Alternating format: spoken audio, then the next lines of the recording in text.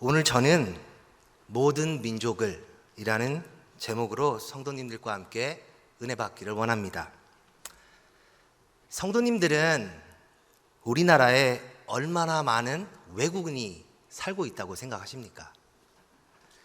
2017년 7월 26일 우리나라 법무부 이민정보과에 나온 통계를 보면 한국 내 체류하고 있는 외국인 수가 200만 명을 넘어서 204만 9,441명이라고 합니다.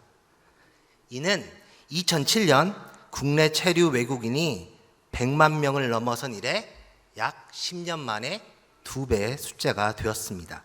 그리고 현재 추세를 볼 때 약 2021년에 국내 체류 외국인이 300만 명을 넘어 전체 인구의 약 5.82%가 될 것이라고 예상합니다.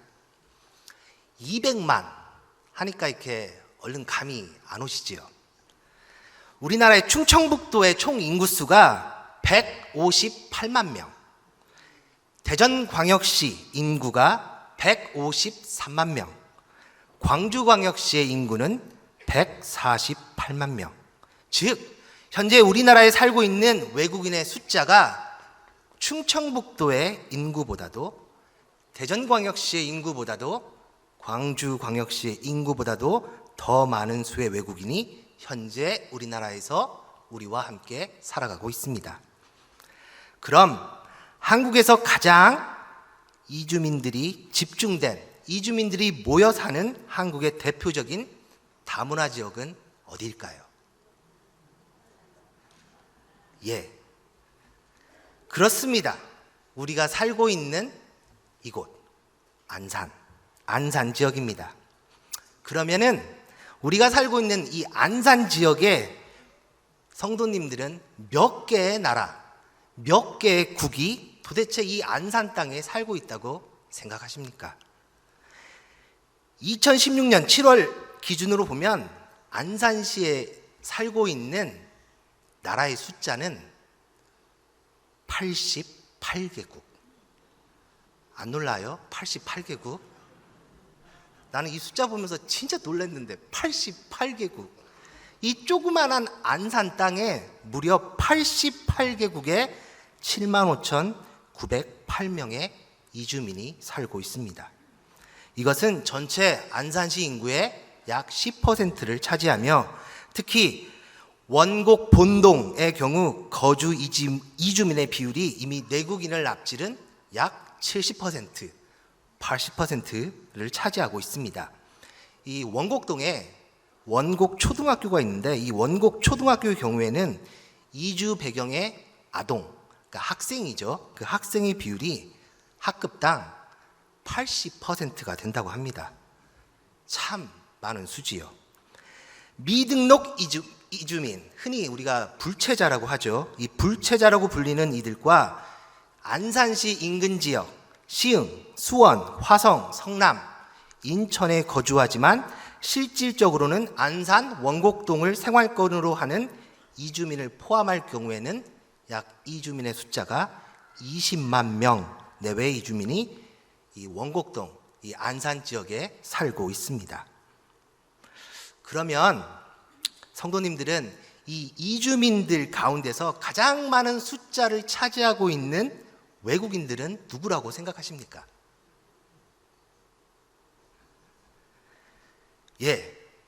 답 다 알죠?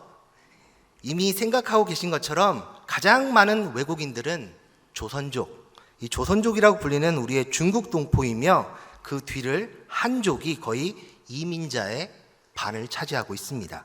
그리고 그 뒤를 이어서 우즈베키스탄, 카자흐스탄을 비롯한 러시아 말을 쓰는, 러시아어를 사용하는 고려인, 그리고 구소련 사람들이 그 뒤를 따르고 있습니다.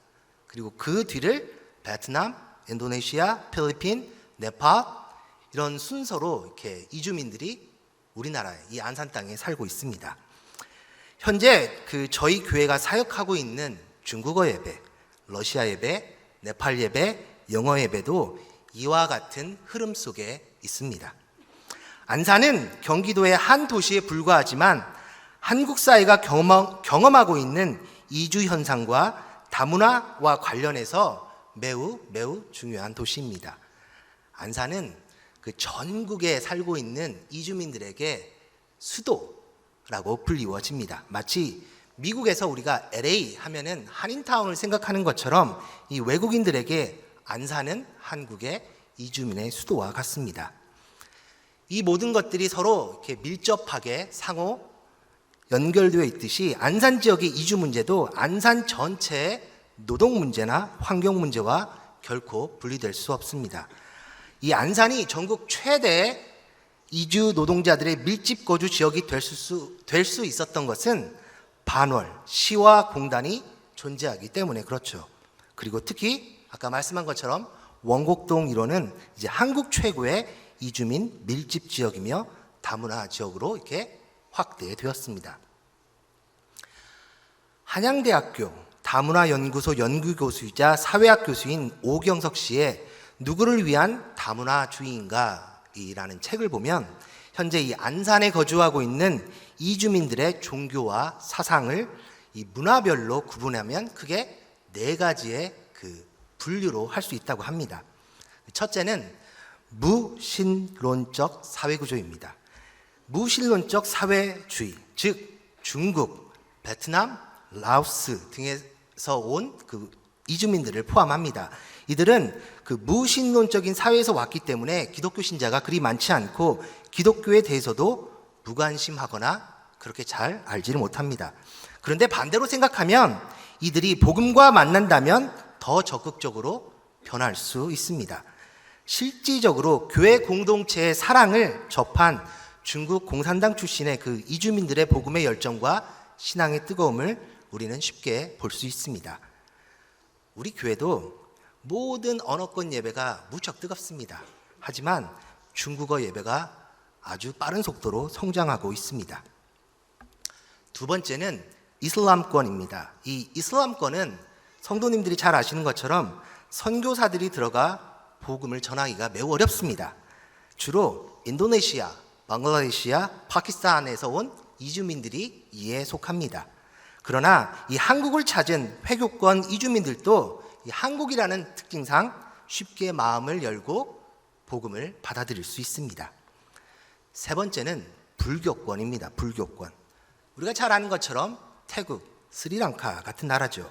이 스리랑카는 불교를 국교로 하며 개종 금지법이 있을 정도로 선교하기에 무척 힘든 나라입니다. 그러나 한국에 온 이주민들은 또 일 때문에, 사업 때문에 복음을 효과적으로 받아들일 수 있습니다. 이 네 번째는 기독교적인 배경의 나라입니다. 대표적으로는 우리가 잘 아는 것처럼 필리핀, 그리고 아프리카에 있는 많은 나라가 이에 해당됩니다. 어떻게 생각하면 선교가 가장 쉽지만 반대로 생각하면 선교가 가장 어려운 민족입니다. 왜냐하면 그들 나라에서 이미 그들만의 문화 속에서 다른 예배의 형태가 발전되어 왔기 때문에 그렇죠. 그럼 왜 이 교회가 이주민들의 복음 전파에 힘써야 할까요? 어떠한 분은 이렇게 말씀하실지도 모르겠습니다. 한국인들 복음 전도하기도 힘든데 무슨 외국인들까지. 혹은 한국인들을 전도하면 교회 성장에 도움이 되는데 외국인들 전도하면 부담 안 됩니다. 과연 그럴까요? 여기 성도님들도 이와 비슷한 생각을 가지고 계십니까? 혹시 이곳에 계신 성도님 중에서 한국을 벗어나서 외국에 다녀오신 분은 우리가 얼마나 좁은 식견 속에 살고 있는지 쉽게 알 수 있습니다. 세계 속에서 참된 그리스도인이 된다는 것은 더 이상 우물 안의 개구리가 아닌 우물 밖의 세상에 관심을 가지고 우리는 달려가야 합니다. 오늘 함께 읽은 말씀, 너무나 우리가 잘 알고 있는 말씀이지요. 소제목으로는 선교의 대사명, 그냥 사명도 아니고 앞에 큰 대자 붙어서 대사명, 영어로는 The Great Commission, Great가 붙어 있잖아요. 그러면 큰, 위대한 사명이라고 합니다. 우리 다시 한번 오늘 말씀 함께 읽겠습니다. 시작.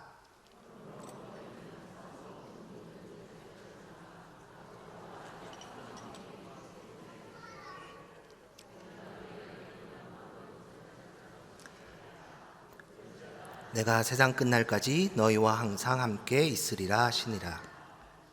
이 말씀은 우리 주님께서 이 죽음의 사슬을 끊고 3일 만에 부활하셔서 하늘나라로 승천하시기 전 갈릴리에서 주님의 사랑하는 11 제자에게 나타나 말씀하신 것이지요. 여기에서 너희는 가서 모든 민족을 제자로 삼아 라고 말씀하셨죠. 주님은 한국 사람만을 위해 제자로 삼으라고 말하지 않았습니다. 주님은 우리 한민족도 무척 사랑하고 아끼시지만 주님의 마음과 주님의 생각은 모든 열방, 모든 민족에게 있습니다. 그래서 오늘 말씀의 제목이 모든 민족을입니다. 오늘 말씀에 보면 주님은 가라, go 합니다. 그러므로 너희는 가서. 그러나 우리가 살고 있는 이곳은 이미 그들이 우리에게 왔습니다. 우리가 그들에게 가기 전에 이미 그들이 우리 안방에 찾아왔습니다. 88개국의 사람들이 이미 우리 안방에 찾아왔습니다. 이 얼마나 감사한 일입니까? 우리에게 주님의 명령인 선교 대사명을 하기에 너무나도 좋은 곳에 우리는 현재 살고 있습니다. 그렇기 때문에 우리 교회에 있는 외국인 선교위원회에 성도 여러분들의 많은 기도와 관심이 필요합니다. 왜냐하면 중국어, 러시아, 네팔, 영어권 예배가 바로 이 사역, The Great Commission, 선교 대사명을 감당하고 있기 때문에 그렇습니다. 기도로, 물질로 주님이 기뻐하시는 모든 민족을 제자 삼는 우리 모두가 되길 진심으로 축복합니다. 흔히 미국에서 사역을 하다 보면 이런 이야기를 종종 듣습니다. 혹시 성도님들은 외국에서 한국 사람, 중국 사람, 일본 사람을 이렇게 어떻게 구분하는지 아십니까? 그들하고 이렇게 말을 섞지 않아도 우리는 그들에게서 내는 그 냄새, 그 다음에 옷 맵시, 그 다음에 화장 기술을 통해 그들이 아시아 어느 국가 출신이라고 우리는 쉽게 생각을 합니다. 하지만 서양인들 눈에는 다 거기처럼 보입니다. 마치 우리가 백인을 보면 전부 다 미국 사람이라고 생각을 하고 흑인을 보면 전부 다 아프리카 사람이라고 생각하는 것과 마찬가지입니다. 그러나 한국 사람, 중국 사람, 일본 사람을 외국에서 구별하는 것은 참 쉽습니다. 외국에서 중국 사람, 일본 사람, 한국 사람 셋이 모이면 하는 일이 다릅니다. 첫 번째로 중국 사람 셋이 모이면 무엇을 하는지 아십니까? 중국 사람 셋이 외국에서 모이면 식당을 오픈합니다. 레스토랑을 오픈합니다. 그리고 돈을 벌지요. 일본 사람 셋이 모이면 무엇을 하는지 아십니까? 그들은 머리가 똑똑하잖아요. 일본 사람들이. 그 다음에 서로 협력을 잘하잖아요. 회사를 차립니다. 비즈니스를 합니다. 그리고 돈을 법니다. 그럼 우리 한국 사람은 셋이 모이면 외국에서 뭘 할까요? 네, 저기서 말한 것 같은데, 예, 맞습니다. 한국 사람은 되게 독특합니다. 외국에서 한국 사람 셋이 모이면 교회 세웁니다. 아멘?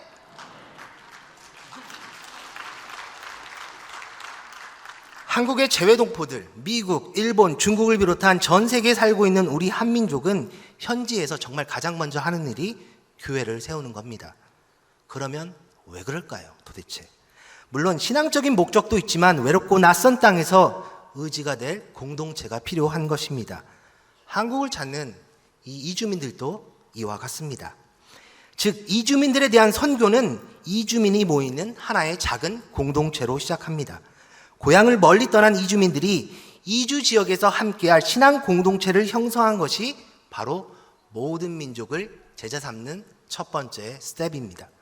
이 일은 개인적으로 복음을 전하고 예배 공동체를 형성하며 성경 공부를 통해 우리가 믿고 의지하는 주는 그리스도요 살아계신 하나님의 아들, 즉 예수 그리스도의 제자로 세워나가는 사역입니다.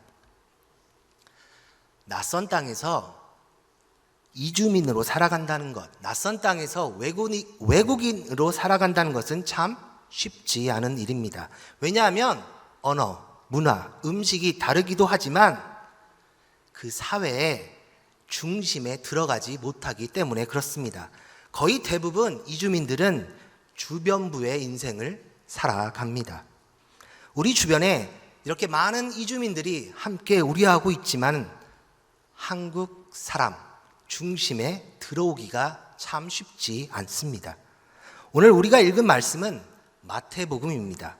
마태복음을 시작하여 마가, 누가, 요한복음에 따르면 우리가 믿고 의지하는 주님은 신기하게도 중심부가 아닌 주변부의 삶을 사신 분임을 우린 알 수 있습니다. 먼저 헤롯이 어린 아기에 대한 예언에 놀라서 2살 미만의 아이를 전부 학살하라고 명령했을 때 아기 예수님은 이미 중심부가 아닌 주변부에 머물러 있었습니다. 왜냐하면 아기 예수와 마리아, 요셉은 이스라엘 땅이 아닌 낯선 땅, 이집트에 가서 헤롯이 죽을 때까지 살았기 때문에 그렇지요. 예수님은 이미 어린 시절부터 타국 땅에 살면서 문화적으로, 언어적으로 주변화되는 삶을 사셨습니다. 나사렛에서 예수의 삶에 대해서는 우리가 거의 알려진 바가 없습니다. 하지만 많은 신학자들이 예상하듯이 예수는 요셉의 장남으로서 아버지 요셉의 목수의 직업을 물려받아 삶의 노고와 힘듦, 갈등을 아마 일찍 경험했을 것입니다. 주님의 비처남, 주님의 주변부 된 것은 그가 자란 마을 나사렛에도 표현되어 있습니다. 빌립에게서 예수를 보러 오라는 요청을 받았을 때 나다니엘이 이렇게 말합니다.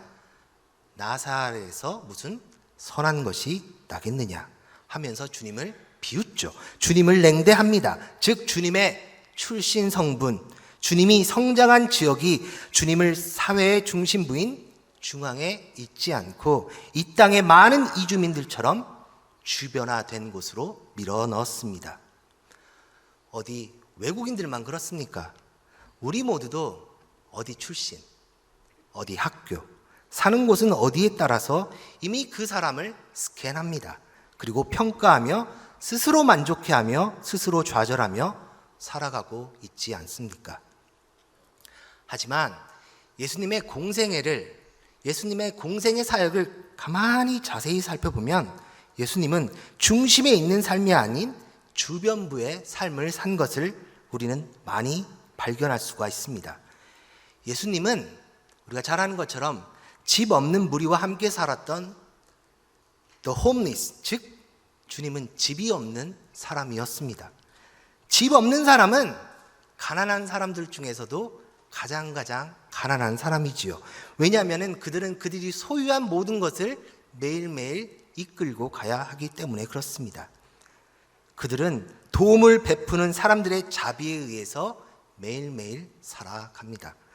그렇기 때문에 예수는 어떻게 보면 이 세상에서 가장 가난한 사람이었고 가장 낮은 사람 중에 하나였습니다.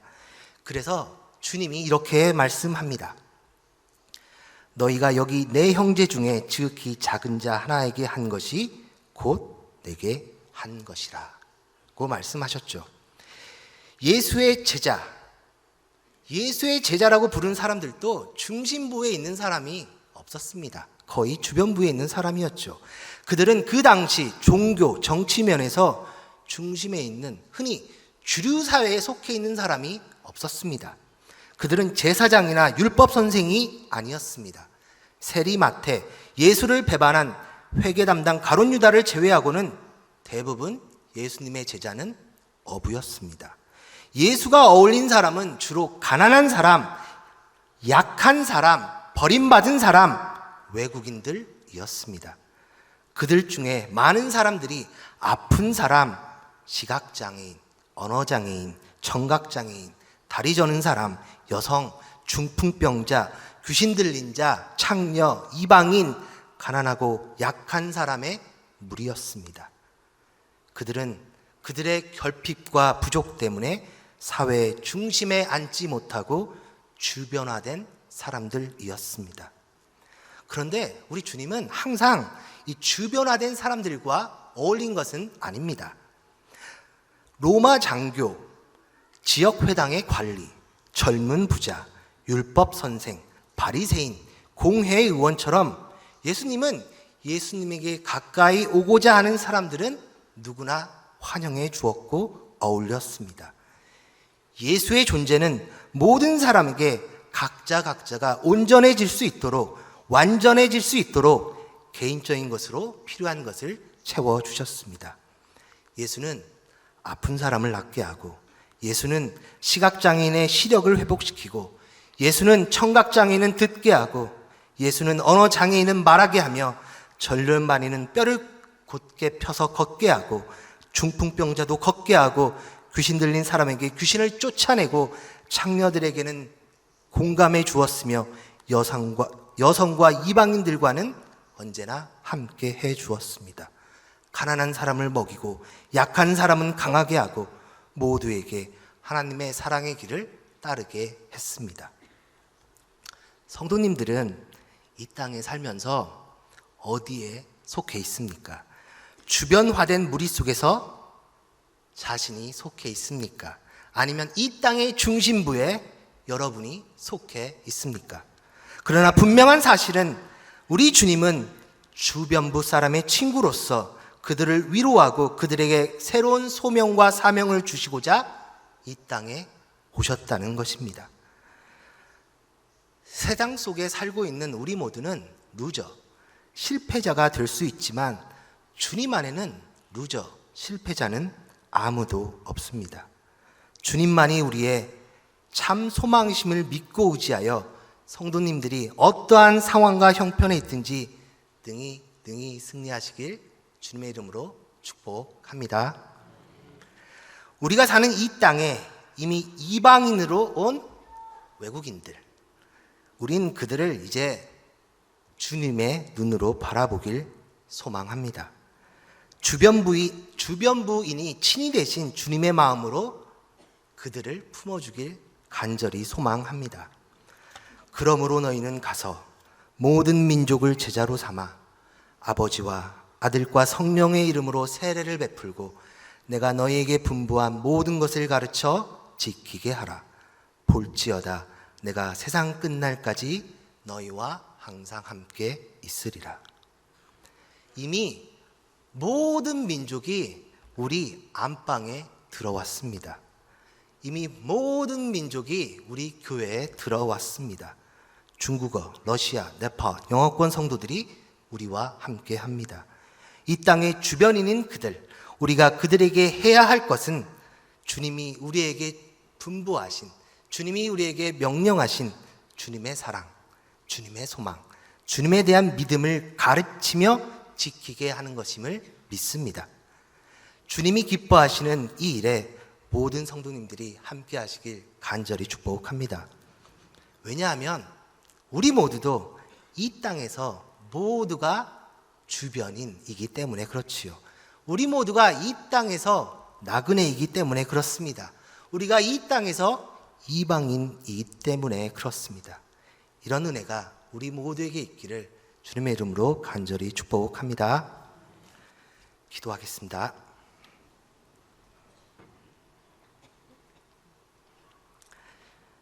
이 땅에 주변인으로 오신 주님이시여, 하나님이시지만은 종의 형체를 가지사 사람과 같이 되셨고 자기를 낮추시고 죽기까지 복종하셨던 주님, 먼저 우리는 주변부에 살고 있는 주변인이었지만 마치 세상의 중심에 있었던 것처럼 살아왔던 지난날의 교만과 잘못을 주님 앞에 회개합니다.